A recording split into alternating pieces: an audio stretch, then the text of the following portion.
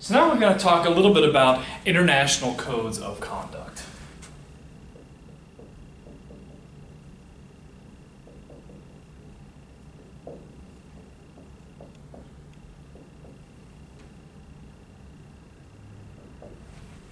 So an international code of conduct is a voluntary or aspirational statement typically set by a multinational corporation and sets forth standards for foreign operations.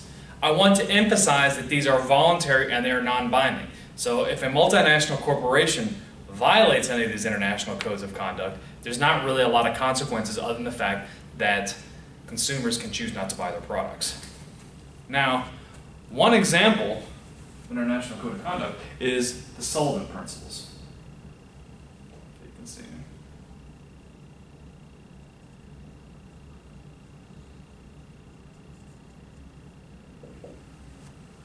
And the Sullivan Principles are a 1977 code of conduct that requires multinational corporations in South Africa to do business in a non-discriminatory way. In other words, in violation of the apartheid policies that were in force in South Africa at that time. And so code making has kind of been on a continual uptick since the 1990s because of the increase in foreign direct investment. Now, the OECD, or Organization for Economic Cooperation and Development, is a group of 33 nations, including the US, that works to further expand economic growth by increasing international trade. And the OECD has a guidelines for multinational enterprises, and these are recommendations from these OECD governments to multinational corporations that operate within OECD countries. They are extensive, they are detailed, but again, if you violate them, there's not like a law that is placed in force. All you can do, of course, if you feel that in some way a company is violating some of these OECD guidelines, is go to a national contact point. And of course, the OECD has kind of this three-step process. First, it decides if there's, it assesses the complaint.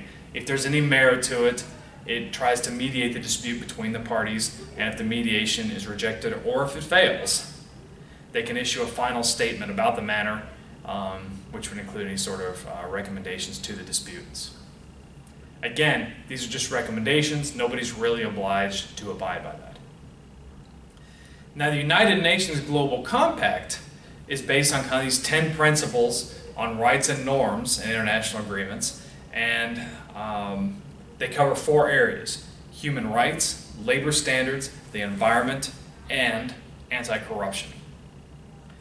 Part of the United Nations Global Compact includes what they call a communication on progress.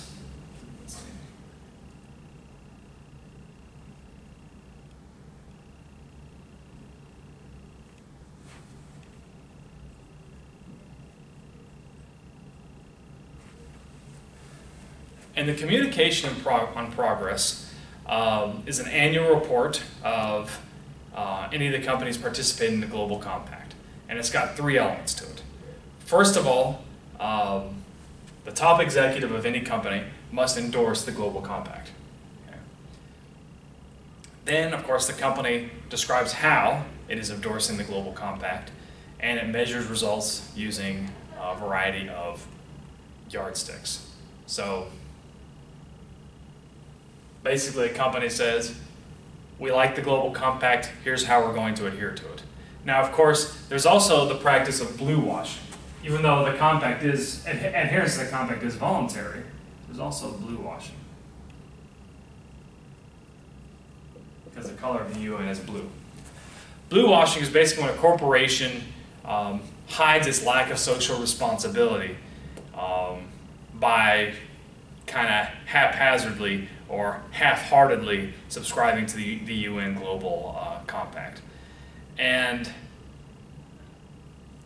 I guess the problem with both the UN Global Compact and also the OECD guidelines is the fact that corporations can adhere to them how they wish to do it, and of course if they don't, there's not really any consequences, and they can kind of disguise their actions if they're not adhering to it. Now, you're probably asking, well, if it doesn't really matter whether they violate the principles or not, why would we even adhere to it? The reason is it gives consumers some sort of a sense of this is a socially responsible company because they adhere to this global compact or these OECD guidelines. So pretending to adhere to it can actually be considered a competitive advantage because it shows, hey, we are a bona fide socially responsible company, even if behind the scenes they're behaving in an irresponsible way. Now, one more that I think is very important, and this one does have force of law.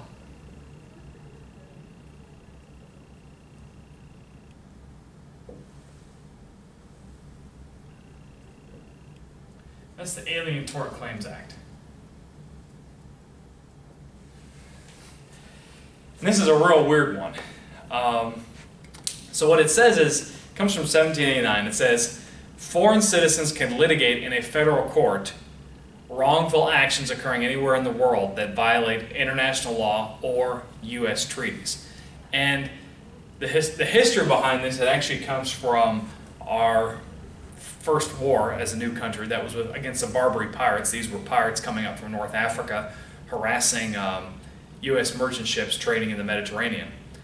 And so what they did is they've kind of, lawyers are very creative, they've kind of stretched that to say that any company anywhere in the world that is violating international or U.S. law can face litigation in the U.S., and anyone anywhere in the world can propose that litigation against those companies in a U.S. court. So for example, if an American company goes to, I don't know, China and engages in some sort of a human rights abuse, even a Chinese citizen who has never been to the United States can litigate against that company operating in China in a U.S. court. And the idea is to encourage U.S. firms to obey U.S. laws no matter where in the world they operate. So I hope you've enjoyed this lecture. We will continue our discussion with globalization. Looking forward to seeing you then.